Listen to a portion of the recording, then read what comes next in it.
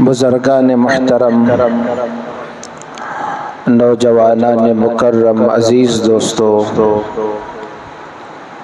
میں پچھلے 2 جمعہ سے آپ کے سامنے حضرت سرور کونین، ساقی کوثر، شافی محشر، احمد مجتبی محمد مصطفیٰ حبیب خدا صلی اللہ علیہ وآلہ وصحبہ وسلم کے اس عظیم الشان خطبے کا مختصر سا تذکرہ کر رہا ہوں جو آپ نے حجۃ الوداع کے موقع پر بطن وادی میں ارشاد فرمایا تھا، جس کے چند پہلو آپ کے سامنے آ چکے۔ آپ نے ارشاد فرمایا، لوگوں میری بات غور سے سنو کہ میں یہ نہیں سمجھتا کہ پھر اس طرح کی مجلس میں ہم سب اکٹھے اور جمع ہو سکے۔ آپ نے فرمایا، لوگوں اللہ نے تم سب کو ایک مرد اور عورت سے پیدا کیا ہے، تمہارے خاندان و قبیلے تمہاری پہچان کے لیے بنائے، کسی عربی کو عجمی پر اور کسی عجمی کو عربی پر کوئی فوقیت، برتری اور فضیلت حاصل نہیں ہے، نہ کالے کو گورے پر اور نہ ہی گورے کو کالے پر کوئی فضیلت ہے، صرف تقوی اور پرہیزگاری کی بنیاد پر فضیلت حاصل ہوتی ہے۔ آپ نے ارشاد فرمایا، قریش کے لوگوں کہیں ایسا نہ ہو کہ تم دنیا دنیا کہتے دنیا کا بوجھ لاد کر اپنے گردنوں پر میرے پاس آؤ اور دوسرے لوگ آخرت لے کر آئیں تو میں اللہ کے سامنے تمہارے کچھ کام نہ آ سکوں گا۔ آپ نے فرمایا، اے قریش کے لوگوں، تمہاری جاہلیت کی نخوت اور تمہاری بڑائی، تمہارے کارناموں کے ذکر سے تمہارا تفاخر اور فخر اللہ نے اس سب کو ختم کر دیا ہے۔ آپ نے فرمایا، اے انسانوں، تمہارے مال، تمہاری جانیں، تمہاری عزتیں ایک دوسرے کے احترام کے قابل ہیں، جیسے یہ دن یعنی حج کا دن، حج کا مہینہ، اور اسی طرح سے اس پاک سرزمین کی حرمت ہے، اسی طرح تمہارے اموال، تمہاری جانیں، تمہاری عزتیں بھی محترم ہیں، قابل احترام۔ یاد رکھو، تم سب اللہ کے پاس آؤ گے اور تمہیں اس کے سامنے اپنے اعمال کا حساب دینا ہوگا۔ پھر آپ نے غلاموں کے بارے میں، ان کے حقوق کے بارے میں بیان فرمایا، امانت کے بارے میں فرمایا کہ امانت اہل امانت تک واپس لوٹا دی جائے، غلاموں کے حقوق کی تلقین کی، اور آپ علیہ السلام نے ارشاد فرمایا کہ آج کے بعد کسی وارث کے حق میں کوئی وصیت نہ ہوگی۔ اللہ نے ہر ایک کے حق کو بیان کر دیا۔ مرنے والا اپنے وارث کے لیے وصیت نہیں کر سکتا کہ فلاں میرا مال میرے اس بیٹے کو دے دیا جائے۔ وصیت آدمی جب کرتا ہے، مثال کے طور پر کسی نے مال کمایا، جمایا، اب وہ مسجد کے لیے وصیت کر رہا ہے کہ میرے مال سے مسجد بنا دی جائے، میرے مال سے فلاں یتیم کے لیے گھر کا انتظام کر دیا جائے، تو اس کے مال میں سے سلس میں سے اس کی وصیت کو جاری کیا جائے گا، اور باقی جو مال ہے وہ وارثین کے حق اللہ نے بیان کر دیے۔ بیٹے کو کتنا ملے گا، بیٹی کو کتنا ملے، بیوی کو کتنا ملے، اللہ پاک نے والدین کا حصہ متعین کر دیا۔ تو حضور نے فرمایا کہ اب جن کے حقوق اللہ نے بیان کر دیے ان کے لیے اب کوئی مرنے والا وصیت نہیں کر سکتا۔ اور آپ نے ارشاد فرمایا، قرض قابل ادا ہے، اگر کسی نے کسی سے قرض لیا تو اس قرض کو وقت پر ادا کرنے کی فکر کرنی چاہیے۔ قرض دینا ثواب کا کام ہے۔ حدیث میں آیا کہ اگر کوئی کسی کو قرض دیتا ہے اور مقروض کو مہلت بھی دیتا ہے، جتنے دن مہلت دے گا، 1 دن 2 دن 3 دن، حدیث میں آیا اتنے دن اتنا مال صدقہ کرنے کا اسے ثواب ملے گا۔ مثال کے طور پر زید نے بکر کو 10,000 روپے قرض دیے، زید نے اس سے مطالبہ آج نہیں کیا تو آج کے دن 10,000 روپے صدقہ کرنے کا ثواب ملے گا۔ کل مطالبہ نہیں کیا، کل نئے 10,000 صدقہ کرنے کا ثواب ملے گا، جب تک کہ وہ مقروض وہ قرض واپس نہ کر دے۔ قرض دینے والے کو اللہ تبارک و تعالی صدقہ کرنے کا ثواب دے گا۔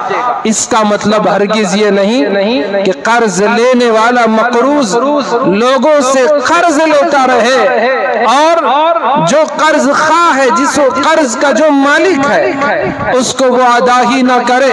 تجھے تو ثواب مل رہا ہے اس لیے میں یہ مال رکھوں گا، تو یہ قرض لینے والے کو یہ بولنے کا اختیار نہیں ہے۔ آج لوگ قرض لیتے ہیں لیکن وقت پر اسے واپس نہیں کرتے۔ آپ کو معلوم ہونا چاہیے رسول اکرم صلی اللہ علیہ وسلم نے ابتدائے اسلام میں شروع میں جب ایمان والوں کے جنازے آپ کے سامنے رکھے جاتے تو آقا علیہ السلام پوچھتے کیا اس پر کوئی قرض باقی ہے؟ اگر قرض ہوتا تو آپ لوگوں میں اگر کوئی اس کی ذمہ داری لے کہ میرا یہ مرنے والے کا قرض میرے ذمہ ہے تو وہ رسول اللہ اس کی نماز جنازہ پڑھ دیتے، اور اگر کوئی اس کے قرض کی ذمہ داری بھی نہ لے، مرنے والے پر قرض بھی ہو اور کوئی مسلیوں میں وارثوں میں اس کے جان پہچان کے لوگوں میں کوئی اس کی ذمہ داری بھی نہ لے تو رسول اکرم صلی اللہ علیہ وسلم اس کی جنازے کی نماز نہیں پڑھاتے، صحابہ کو حکم دیتے کہ تم اس کی نماز پڑھو۔ آپ ذرا اندازہ لگائیں قرض کا بوجھ لے کر قبر میں جانے والا روز محشر اللہ کے سامنے کھڑے ہوگا۔ میں نے پہلے بھی عرض کیا تھا قرض خواہ آئیں گے، اس سے مطالبہ کریں گے تو اسے قرض قیامت کے میدان میں واپس ادا کرنا پڑے گا۔ دنیا کا کمایا، دنیا کا لیا ہوا قرض دنیا والوں کے لیے چھوڑ دیا، اولاد کے لیے چھوڑ دیا، بیوی کے لیے چھوڑ دیا، دوسروں کے لیے چھوڑ دیا، خالی ہاتھ آنے والا خالی ہاتھ دنیا سے گیا۔ اور اگر سونا چاندی اس کی قبر میں ڈال بھی دیا جائے تو بھی یہ سونا چاندی آخرت میں کام آنے والی چیزیں نہیں۔ وہاں کی کرنسی وہ اعمال کی کرنسی ہے، نیکیوں کی کرنسی ہے، برائی ہے جہنم رسید ہوگا، نیکیاں ہیں جنت میں مقام ملے گا۔ قرض خواہ جب اس سے اس کے قرض کا مطالبہ کریں گے تو اپنی کرنسی یعنی نیکیوں کی کرنسی ان میں تقسیم کرنا پڑے گا۔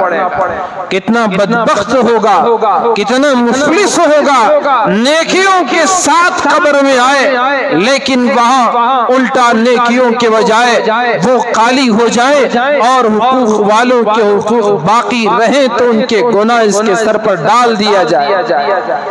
تو اس لیے قرض رسول اکرم نے اس خطبہ حجۃ الوداع میں ارشاد فرمایا الدین مقضی، قرض قابل ادا ہے، اسے فوراً یعنی اسے فوراً واپس کرنے کی فکر کیا کرو۔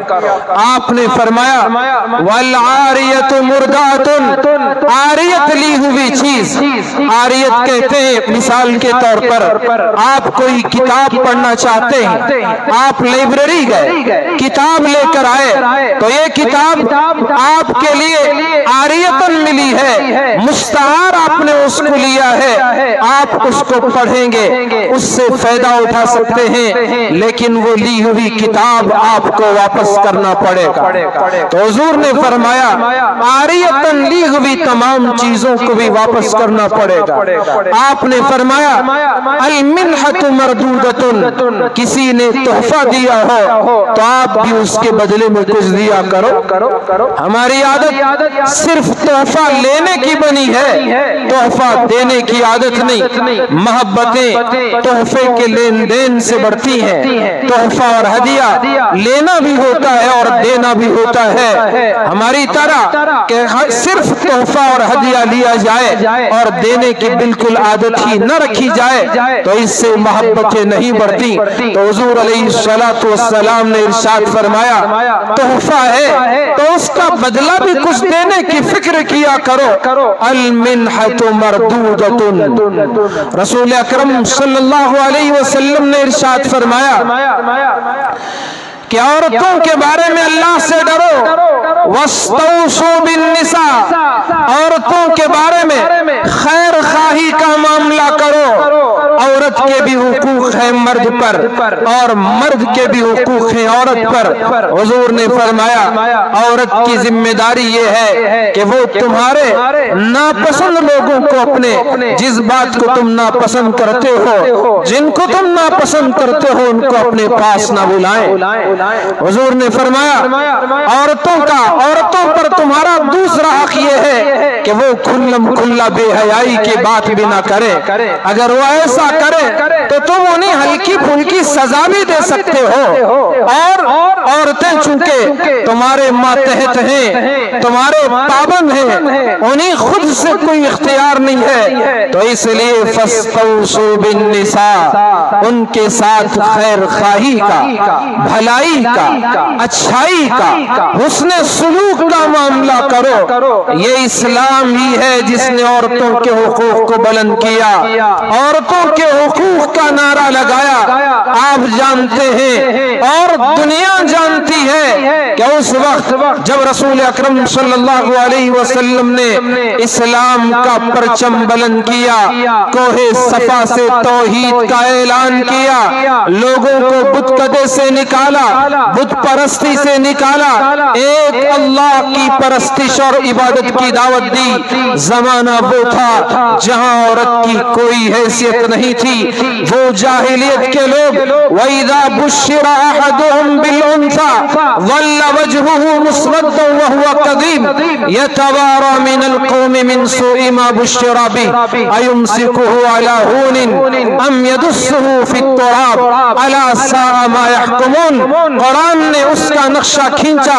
वो जहालत के लोग जब कभी उनके घर बेटी के पैदा होने की खुशखबरी दी जाती तो उनको इतना नागवारी गुजरती कि उनका गुस्से की वजह से चेहरा काला पड़ जाता और वो ये सोचते, कौम से मुंह छुपा कर फिरते कि लोग मुझे देखेंगे तो कहेंगे कि इसके घर में बेटी ने जन्म लिया है, लड़की का ये बाप है। आप बताएं वो गोया बेटी के पैदा होने को इतना मनहूस समझते, कोई उन ऐसा लगता था कि बेटी का पैदा होने पर आर दिलाना गोया उसको गाली देने के बराबर है। वो शर्म के मारे खुद का मुंह छुपा कर फिरा करता था। घर में सोचने पर मजबूर होता, क्या मैं इस जिल्लत के साथ जिंदगी गुजारूं, क्या मैं इस शर्मिंदगी के साथ जिंदगी गुजारूं, या नहीं तो इसे जमीन में धंसा दूं। कितने ऐसे जाहिलों ने अपनी बेटियों को अपने हाथों से खुद गड़ा खोद कर उन्होंने अपनी बेटियों को जिंदा दफन कर दिया था। ये लोग इस काम को अपनी शान समझा करते थे, इस पर फख्र महसूस किया करते थे। इन्होंने अपनी बेटियों की पैदाइश पर उन्हें जिंदा दफन कर दिया है। क्या जहालत, क्या जुल्म, क्या बर्बरियत, कैसी दकियानी सी सोच और कैसी उनकी जहनियत और कैसा उनका नजरिया और इंटेंशन कि اس کی وجہ سے وہ آر سمجھتے تھے اور دنیا کے باقی خطے بھی اس سے مختلف نہیں تھے۔ ہمارا یہ ملک، ہماری سرزمین پر بھی لوگ اگر شوہر انتقال ہو جائے اس کی آگ میں بیوی کا کیا جرم تھا کہ اسے بھی زندہ جلنے پر مجبور کر دیا جاتا ہے۔ کیا یہی حیثیت ایک عورت کی؟ یونان میں، مصر میں، عیسائیوں میں، یہودیوں میں بھی عورت کی کوئی حیثیت نہیں تھی۔ اسے تو شیطان کا آلہ کار، شیطان کا ایجنٹ اور منحوس سمجھتے تھے۔ پوری دنیا میں عورت کی کوئی حیثیت نہیں تھی۔ تو اس وقت عورت کے حقوق کا اگر کسی نے پرچم بلند کیا، قربان جائیں میرے اور آپ کی آقا جناب محمد الرسول اللہ صلی اللہ علیہ وسلم نے بلند فرمایا، ارشاد فرمایا، حبب الی من دنیاکم الطیب والنساء، لوگوں تمہاری دنیا کی محبوب چیزیں اگر کوئی ہیں تو ایک تو خوشبو ہے اور دوسری عورتیں ہیں، یعنی ان عورتوں کو زندہ دفن نہ کیا کرو۔ اگر تم عورت تمہاری ماں ہے تو اس کے قدموں کے نیچے تمہاری جنت ہے، اگر وہ بہن ہے تو اس کا اکرام کرو جیسے میں اکرام کر رہا ہوں، اگر بیٹی ہے تو صحیح تعلیم دو، تربیت کرو، جنت تمہارا ٹھکانہ ہوگا۔ اور اگر عورت تمہاری بیوی ہے، یاد رکھو، خیرکم خیرکم لأہلی وانا خیرکم لأہلی، تمہارے میں بہترین وہ ہے جو اپنے گھر والی کے ساتھ، بال بچوں کے ساتھ بہتر ہے، اور یاد رکھو تم میں سب سے زیادہ میں اپنے گھر والوں کے ساتھ بھلائی کا معاملہ کرنے والا ہوں۔ وَاسْتَوْصُوا بِالنِّسَاءِ، آخری آپ کا وہ عظیم الشان خطبہ، 1,00,000 سے زیادہ صحابہ کرام آپ کے سامنے ہیں، آپ نے ان تمام کو مخاطب کر کے ارشاد فرمایا، وَاسْتَوْصُوا بِالنِّسَاءِ، اے لوگوں عورتوں کے ساتھ بھلائی کا، خیر خواہی کا، اچھائی کا اور حسن سلوک کا معاملہ کرو، ان کے ساتھ زیادتی نہ کرو۔ آنے والی تمہاری گھر والی وہ تمہارے گھر کی مالکن ہے، وہ تمہاری نوکرانی نہیں ہے، اس کے ساتھ حسن سلوک کرو، اچھا معاملہ کرو۔ یہ عورتوں کے حقوق کا نعرہ اللہ کے رسول علیہ السلام نے اس حجۃ الوداع کے اس عظیم خطبے میں بھی بلند کر کے یہ دنیا کو پیغام دیا، اگر کوئی عورت کو پر ظلم کرے گا، کوئی عورت کو ظلم کا نشانہ بنائے گا، میں محمد الرسول اللہ اس کے حق کا اعلان کرنے والا، اس کے حقوق کا پرچم بلند کرنے والا، اس لیے تم ان کے ساتھ بھلائی کا، خیر خواہی کا، اچھائی کا، حسن سلوک کا معاملہ کرو۔ وَاسْتَوْصُوا بِالنِّسَاءِ، ہمارے معاشرے میں بھی بیٹیوں کے پیدا ہونے کو منحوس سمجھا جاتا ہے۔ باپ شوہر اپنی بیوی سے ناراضگی کا اظہار کرتا ہے کہ اس نے بیٹی کو جنم دیا ہے، اس جنم دینے والی ماں کا آخر قصور کیا؟ اللہ نے دیا، اللہ کی دولت ہے، نعمت ہے، اس نے عطا کیا۔ وہ جسے چاہتا ہے مرد بچے دیتا ہے، بچے دیتا ہے، جسے چاہتا ہے لڑکیاں عطا کرتا ہے، اور جسے چاہتا ہے دونوں عطا کرتا ہے، اور جسے چاہتا ہے بانجھ بنا دیتا ہے، نہ لڑکے نہ لڑکی، اور وہ اسی حالت میں زندگی گزار دے۔ یہ اللہ تبارک و تعالیٰ جس کو چاہے عطا کرتے ہیں۔ تو عورتوں کے حقوق اللہ کے رسول علیہ السلام نے عورتوں کے بارے میں اللہ سے ڈرنے کا حکم دیا، ان کے ساتھ زیادتی کرنے سے منع فرمایا، اچھائی اور حسن سلوک کا معاملہ کرنے کی تلقین فرمائی۔ اور اسی خطبے میں رسول اکرم صلی اللہ علیہ وسلم نے جہاں اور کئی باتوں کی طرف اشارہ فرمایا، آپ نے ایک جامع بات ارشاد فرمائی، اے لوگو وَعْبُدُوا رَبَّكُمْ، تم اپنے رب کی عبادت کیا کرو۔ اور آپ نے اسی خطبے میں ارشاد فرمایا کہ دیکھو تمہارے اس شہر میں، اس سرزمین میں، حجاز کی اس مقدس سرزمین میں شیطان مایوس ہو چکا ہے کہ اب اس کی پوجا نہیں کی جائے گی، لیکن پھر بھی शैतान को खुश करने के लिए जिन कामों को तुम हल्का और मामूली समझते हो उनमें तुम शैतान को खुश करते रहोगे। यानी आपने फरमाया याद रखो तुम अपने दीन और ईमान को शैतान से महफूज रखो। ये शैतान हमेशा फिक्र में रहता है कि किसी न किसी तरह से इंसान पर हमला किया जाए। ईमान वाले के पीछे लगा रहता है कि उसे किसी तरह राह हक से भटकाए, किसी न किसी तरह उसे दीन पर जमने न दे, उसे नमाज पढ़ने न दे, सच बोलने के लिए रुकावट पैदा करता है, ख्याल डालता है सच बोलेगा कारोबार नहीं चलेगा, झूठ बोल तेरा कारोबार चलेगा। पूछो सरकारे मदीना से, आपने इरशाद फरमाया अस्सिद्क़ु युंजी वल किज़्बु युहलिक, तुम सच्चाई को इख्तियार करो, अलैकुम बिस्सिद्क़, सच्चाई को इख्तियार करो, क्यों सच्चाई तुम्हें नजात देती है और झूठ से बचो क्योंकि झूठ तुम्हें हलाकत करके हलाकत के दरवाजे पर पहुंचा देता है, तबाह बर्बाद कर देता है। तो इसलिए तुम झूठ से हमेशा बचने की फिक्र किया करो। लेकिन शैतान कहेगा, दिल में बात डालेगा, जहन खराब करेगा, दिमाग खराब करेगा, सच बोलेगा तो कारोबार नहीं होगा, झूठ बोल कारोबार बढ़ेगा, धोखा दे तो तेरा माल बिक जाएगा, डंडी मार कुछ नफा ज्यादा मिलेगा।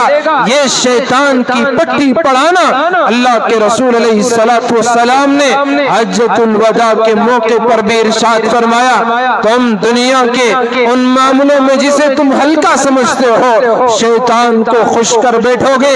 इसलिए हमेशा अपने दीन के मामले में, अपने आखिरत के मामले में, ईमान के मामले में तुम शैतान से दूर रहा करो, उससे बचने की पूरी पूरी फिक्र किया करो। ये वो शैतान है हमेशा इंसान को वरगलाता रहता है और अल्लाह पाक ने इसको थोड़ी सी छूट दे रखी है। जब हजरत आदम अलैहिस्सलाम का अल्लाह ने पुतला बनाया और तमाम फरिश्तों को फरमाया उसजुदू लि आदम, आदम के सामने सजदा करो, तो तमाम फरिश्तों ने फसजदल मलाइका, तमाम फरिश्तों ने सजदा किया, इल्ला इब्लीस, सिवाय इब्लीस के, अबा वस्तकबरा व कान मिनल काफिरीन, उसने इनकार किया, गुरूर किया, इतराया, घमंड का इजहार किया, कहने लगा ए अल्लाह तू मेरा खालिक व मालिक है, सही है, लेकिन मैं उसे सजदा क्यों करूंगा? खलक़तहु मिन तीन, जिसे तूने मिट्टी से पैदा किया और मुझे तूने आग से पैदा किया। आग ऊंचाई की तरफ जाती है, मिट्टी नीचे की तरफ आती है, नीचे होना, झुकना मिट्टी की सिफत, और मैं आग हूँ, मेरा तो काम ऊपर को जाना है, मैं क्यों उसके सामने सजदा करूं? उसने इनकार कर दिया। अल्लाह तबारक व तआला ने उस पर फिटकार लगाई, उस पर लानत बरसाई और उसको रांदाए दरगाह कर दिया, अपने दरबार से भगा दिया। उसने अल्लाह से पूछा रब्बि अंज़िरनी, ए अल्लाह मुझे तू मोहलत दे दे, क़यामत तक की मोहलत दे दे, तब तक तू मुझे न पकड़, मुझे तू उस वक्त तक मोहलत दे दे। अल्लाह तबारक व तआला ने फरमाया जा इन्नका मिनल मुनज़रीन, मैंने तुझे छूट दे दी, मैंने तुझे छोड़ दिया, अब उसे क़यामत तक उसके लिए छूट है। ये हमेशा सीधे रास्ते पर बैठकर उसने कसम खाई लउग़वियन्नहुम, ए अल्लाह तेरे बंदों को मैं भटकाता रहूंगा, उन्हें गुमराह करता रहूंगा, वलउमन्नियन्नहुम, ए अल्लाह मैं उनको आरज़ुओं में डाल दूंगा। लंबी लंबी आरज़ुएं हमारी ऐसे ही है, कितनी उम्मीदें हैं, कितनी हमारी आरज़ुएं तमन्नाएं हैं। हर कोई समझता है कि हमारी तो मौत अभी नहीं आएगी, हमको तो नहीं मरना है, हमें तो अभी दादा बनना है, परदादा बनना है, नाना परनाना बनना है, पता नहीं किसकी मौत कब आएगी, कौन दुनिया से कब जाएगा, हमें पता नहीं, किसका कफन अभी बाजार में आ चुका है, हमें पता नहीं किसके कफन का دھاگا بن چکا ہے، کس کا کفن فیکٹری میں تیار ہو رہا ہے اور کس کا کفن پڑوس کی دکان میں آ چکا ہے، ہمیں تو پتہ نہیں ہے۔ جیسے ہی بلاوا آئے گا ایک لمحہ نہ انسان تاخیر کر سکتا ہے مجال کسی کی کہ ملک الموت سے کہے ابھی نہیں کل آ جائیں۔ ہم تو قرضدار کو تو کہہ دیتے ہیں کہ ابھی نہیں کل آؤ آپ کا قرض لے لو، پرسوں آؤ آپ کا قرض لے لو، فون میں جھوٹ بولتے ہیں کہ ہم یہاں ہیں وہاں ہیں۔ کون ہے کس کی ماں نے ایسے بچے کو جنم دیا ہے جو ملک الموت سے کہے کہ ہم یہاں نہیں وہاں ہیں، آج نہیں کل لے لو، کل نہیں پرسوں لے لو؟ کون کہہ سکتا ہے؟ کسی کو یہ دم نہیں۔ لا یستأخرون ساعة ولا یستقدمون۔ موت آئے تو ایک لمحے کی نہ جلدی ہے اور نہ ایک لمحے کی تاخیر ہے۔ وقت پر جس جگہ میرے رب نے لکھ دیا وَلَوْ كُنْتُمْ فِي بُرُوجٍ مُشَيَّدَةٍ، مضبوط قلعوں میں بھی اگر انسان بند ہے، اگر موت کا وقت آ جائے تو پھر وہ مضبوط قلعے اس کو ملک الموت کے پنجے سے نہیں بچا سکتے۔ تو اس لیے کل نفس ذائقۃ الموت، کل من علیہا فان، ہر ایک کو تو جانا ہے، کسی کو تو رہنا نہیں ہے اور کوئی یہ نہیں رہ پائے گا، سب کو تو وہاں ہے۔ شیطان نے اللہ سے قیامت تک کی اس نے اجازت لی ہے، چھوٹ مانگی ہے اور وہ سیدھے راستے پر بیٹھ کر انسانوں کو، مسلمانوں کو، ہر ایک کو گمراہ کرتا رہے گا۔ مسجد کو آنے نہیں دے گا، وقت پر عمل کرنے نہیں دے گا، ہر کام میں رکاوٹ بنے گا۔ موت کے قریب بھی حدیث میں آیا شیطان مرنے والے کے رشتہ داروں کے، مرحوم رشتہ داروں کی شکل میں آئے گا، باپ کی شکل میں، چچا کی شکل میں، ماں کی شکل میں، اور آ کے کہے گا زندگی بھر تو میں مسلمان رہا لیکن مرتے ہوئے میں نے عیسائیت کو قبول کر لیا، میں نے اسلام چھوڑ دیا تھا اور میں اب سکون سے ہوں۔ بولتا تو شیطان ہے لیکن شکل رشتہ داروں کے اختیار کیے ہوئے ہے۔ تو اس لیے ہمیشہ زندگی بھر شیطان سے بچنے کی فکر کرتے رہنا چاہیے۔ اگر ایسا نہیں ہوا تو شیطان ہمیشہ انسان کو جو بھٹکانے کی قسم کھا کے آئے، مرتے ہوئے بھی انسان کو نہیں چھوڑتا۔ امام احمد ابن حنبل رحمۃ اللہ علیہ، موت کا وقت قریب، شاگرد بھی اولاد بھی آپ کے سامنے بیٹھے کلمہ پڑھ رہے تھے، لا الہ الا اللہ محمد الرسول اللہ، کلمہ جو پڑھ رہے تھے تلقین کے لیے، تو امام احمد ابن حنبل رحمۃ اللہ علیہ فرماتے لا نہیں، پھر یہ اور کلمہ پڑھتے اور زور سے انہوں نے کہا لا نہیں۔ شاگردوں کو حیرانی ہوئی، تعجب ہوا، جب تھوڑی دیر کے بعد امام احمد ابن حنبل رحمۃ اللہ علیہ کی طبیعت میں افاقہ ہوا تو اس وقت شاگردوں سے بات چیت بھی کرنے لگے۔ بیٹے نے یا شاگرد نے پوچھ لیا حضرت کیا ہوا؟ ہم آپ کے سامنے بیٹھ کر آخری آپ کی زبان سے نکلنے والا جملہ وہ کلمہ طیبہ ہو جائے، لا الہ الا اللہ، جس کے بارے میں رسول اکرم صلی اللہ علیہ وسلم نے ارشاد فرمایا یہ لا الہ الا اللہ جس نے صدق دل سے کہا ہو وہ ضرور جنت میں داخل ہو کر رہے گا۔ یہ وہ عظیم الشان کلمہ ہے، یہ عظیم الشان یہ بولی ہے، یہ عظیم الشان وہ جملہ ہے جو کوئی اخلاص کے ساتھ، صدق دل کے ساتھ، پوری سچائی کے ساتھ اقرار کرتے ہوئے اپنی زبان سے کہے گا، یہ کلمہ اسے ضرور جنت میں داخل کر کے رہے گا۔ تو آخری جملہ آپ کا ابا جان استاد محترم کلمہ طیبہ ہو جائے، لا الہ الا اللہ ہو جائے، اس لیے ہم آپ کے سامنے بیٹھ کر یہ جملہ پڑھ رہے تھے، لیکن لیکن آپ نے کہا لا نہیں، تو ہماری بات آپ کی سمجھ میں نہیں آئی، اور آپ نے پھر زور سے کہا لا نہیں، تو یہ کیا ماجرا ہے، کیا معاملہ ہے؟ امام احمد ابن حنبل رحمت اللہ علیہ وقت کے بڑے مجتہد تھے، وقت کے امام تھے، قرآن مجید کے شہدائی تھے، قرآن سے اتنی محبت تھی، اللہ سے اتنی محبت تھی، وقت کے بادشاہ نے ان پر ظلم ڈھائے، ظلم کو سہ لیا، لیکن اپنی بات بدلنا گوارا نہیں کیا۔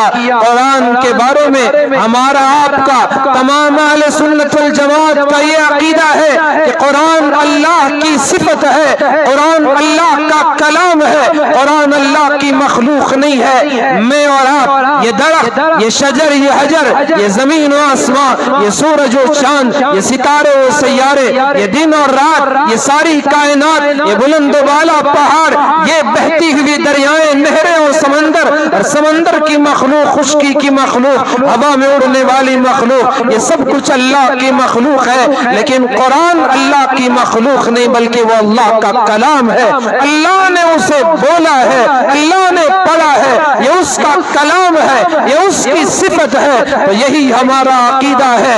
امام احمد ابن حنبل رحمت اللہ علیہ کا عقیدہ بھی، امام ابو حنیفہ کا عقیدہ بھی، امام شافعی کا، امام مالک کا، امام بخاری کا، اور تمام مسلمانوں کا عقیدہ یہی ہے کہ قرآن اللہ کا کلام ہے، یہ اللہ کی مخلوق نہیں ہے۔ تو اس پر اس وقت میں معتزلہ نے ان کا عقیدہ تھا کہ قرآن اللہ کا کلام نہیں بلکہ اللہ کی مخلوق ہے، جیسے انسان اللہ کی مخلوق ہے، پرندے اللہ کی مخلوق ہے، درندے اللہ کی مخلوق ہے، چرندے اللہ کی مخلوق ہے، قرآن بھی اللہ کی مخلوق ہے۔ تو حضرت امام احمد ابن حنبل رحمت اللہ علیہ اور اس وقت کے ان کے شاگرد اور اس وقت کے ان کے معاصر علماء جو حق پر تھے، وہ کہتے نہیں قرآن اللہ کا کلام ہے۔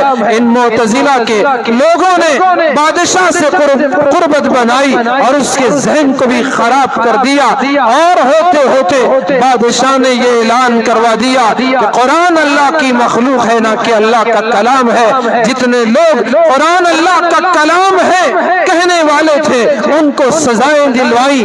امام احمد ابن حنبل رحمت اللہ علیہ کو بھی اس نے سزا دی، کوڑے لگائے، ہوش جاتا، لیکن جب ہوش آتا پھر بھی کہتے قرآن اللہ کا کلام ہے، قرآن اللہ کی مخلوق ہے۔ قرآن سے ایسی محبت تاریخ کی کتابوں میں ہے کہ 100 مرتبہ انہوں نے اللہ کو خواب میں دیکھا تھا۔ وہ خواب کی کیفیت، وہ شان الگ ہے، وہ اللہ جانے، وہ جانے۔ تو اتنے بلند پایا رکھنے والے بزرگ، عالم دین، مجتہد، آج بھی ان کے فقہ کو ماننے والے لوگ سعودی اور حجاز کے لوگوں میں اکثر امام احمد ابن حنبل کے فتوے پر عمل کرنے والے وہ حنبلی لوگ ہیں، حنابلہ۔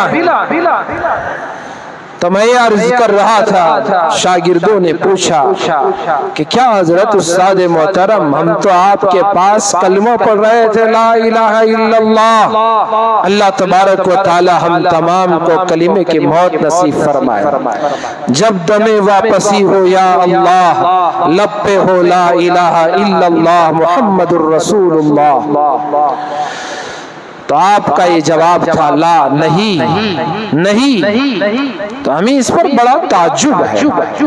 تو امام صاحب نے فرمایا اصل میں بات یہ ہے کہ شیطان میرے پاس آیا تھا، وہ مجھ سے کہہ رہا تھا کہ اے ابن حنبل تو مجھ سے بچ گیا،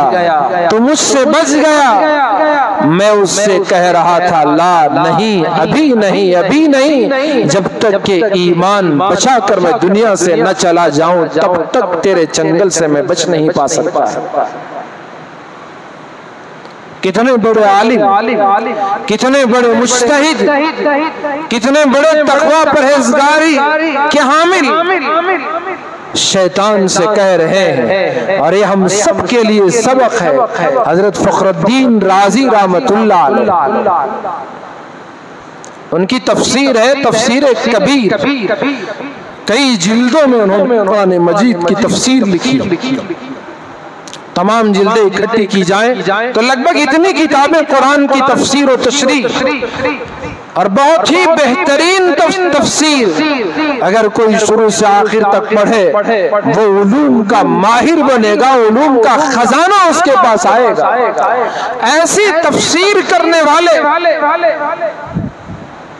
तो वो उस तफसीर का दूसरा नाम है मफातिहुल गैब, उसी का नाम तफसीर राजी के नाम से मशहूर है।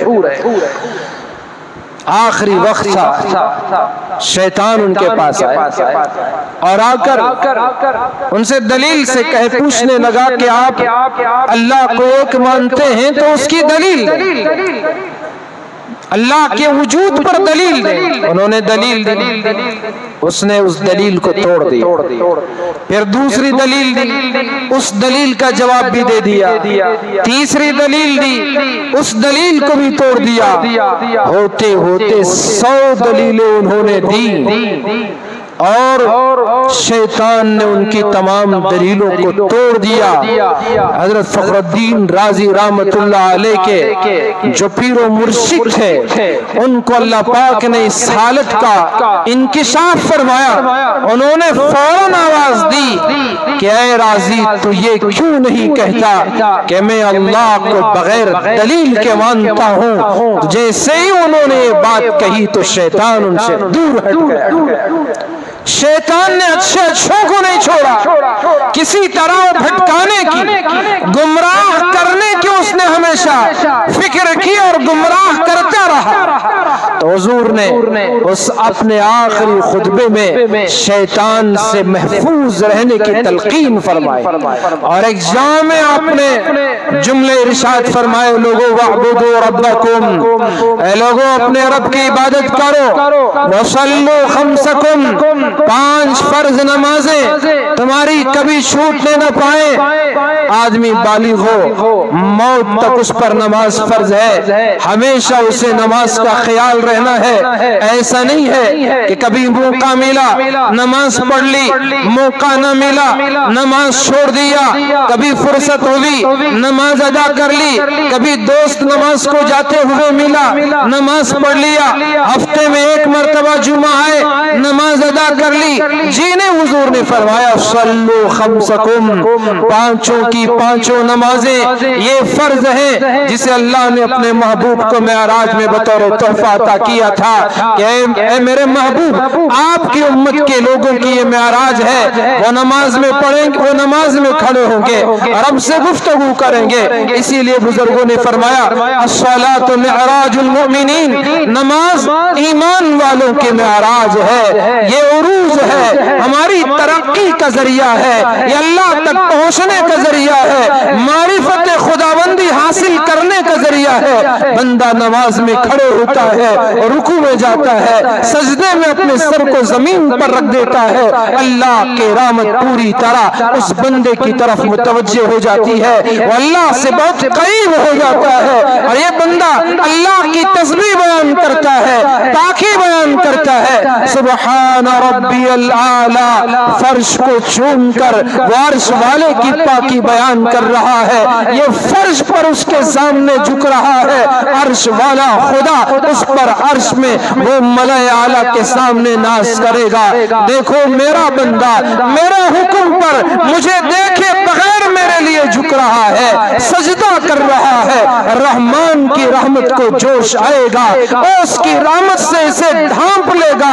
मुसलमानों आज जिस सजदे से हम दूर भाग रहे हैं, आज जिन नमाजों से दूर भाग रहे हैं, यही नमाज हमारी नजात का जरिया है, यही नमाज हमारी कामयाबी का जरिया है, यही नमाज हमारी तरक्की का जरिया है। वो एक सजदा जिसे तू गिरा समझता है, वो एक सजदा जिसे तू गिरा समझता है, आदमी को देता है नजात। तो ये सजदा जो नजात का जरिया है, कामयाबी का जरिया है, तरक्की का जरिया है, फलाह बहबूदी का जरिया है, सुकून और इत्मीनान का जरिया है, चैन और राहत का जरिया है, दौलत का जरिया है, उस सजदे से हम दूर भाग रहे हैं। मस्जिद के पड़ोस में मुसलमान का घर है, मुअज्जिन हय्या अलस सलाह कहकर मस्जिद के पड़ोस तक और दूर दूर तक आवाज पहुंच پہنچتی ہے، اس مائک کے لاؤڈ اسپیکر کی آواز پر غیروں نے اعتراض کیا، ہمیں جوش آیا، لیکن اب کیوں ہمیں اپنے آپ پر اعتراض نہیں ہو رہا ہے کہ نماز کے وقت میں ہمارے یہ اذان کی آوازیں کانوں سے ٹکراتی ہیں، تو پھر ہمیں اٹھ کر مسجد کو آنا دشوار ہے، کسان اس کے کھیت میں مصروف ہے، ملازم ملازمت میں مصروف ہے، تاجر اپنی تجارت میں مصروف ہے، اور کیا کہیں گھر میں بیکار مردے کی طرح پڑا ہوا تو ہے، اذان سن رہا ہے پھر بھی مسجد کو نہیں آتا، مسجد کے پڑوس کی دکانوں کے چبوترے پر سیڑھیوں پر بیٹھ کر وقت ضائع کرے گا، اذان سن کر اللہ کے گھر نہیں آئے گا۔ رسول اللہ نے خطبہ حجۃ الوداع میں فرمایا وَصَلُّوا خَمْسَكُمْ، میری امت کے لوگوں نماز 5 وقت کی برابر ادا کیا کرو، اور آپ نے فرمایا وَصُومُوا شَهْرَكُمْ، اور 1 مہینہ رمضان کا روزے رکھو، اور وَأَدُّوا زَكَاةَ أَمْوَالِكُمْ طَيِّبَةً، رسول اکرم نے فرمایا خوش دلی کے ساتھ جن پر مال زکات واجب ہے وہ زکات ادا کرو، اور جن کو اللہ تبارک و تعالیٰ نے استطاعت دی ہے حج کرنے کی وحجوا، تو یہ حج کا بھی، یہ حج صاحب استطاعت لوگ ہیں تو اس حج کو بھی پورا کرو، اور جو تمہارے ولی امر ہیں، تمہارے حاکم ہیں، وہ اولو الامر ہیں، مومن ہیں، تو ان کی اطاعت کرو۔ اگر یہ کام کر لو گے، رب کی عبادت کرو گے، نمازوں کی پابندی کرو گے، رمضان کے روزوں کا اہتمام کرو گے، حج کرو گے، زکات دو گے، اور اپنے مومن ولی امر کی اطاعت کرو گے، حضور نے فرمایا پھر اللہ کی تمہارے رب کی جنت میں داخل ہو جاؤ۔ کیا بہترین جملے، کیا جامع خطبہ آپ کا۔ پھر آپ نے موجود تمام مسلمانوں سے پوچھا کیا میں نے اپنی بات کو پہنچا دیا، کیا میں نے اپنی بات کو پہنچا دیا، اور فرمایا تم لوگوں سے اللہ قیامت میں میرے بارے میں پوچھے گا، تم اللہ سے کیا کہو گے۔ میرے بھائیوں، آپ سے بڑھ کر امانت دار کون ہے؟ آپ سے زیادہ اللہ کی بات کو پہنچانے والا کون ہے؟ آپ سے زیادہ سچ بولنے والا کون ہے؟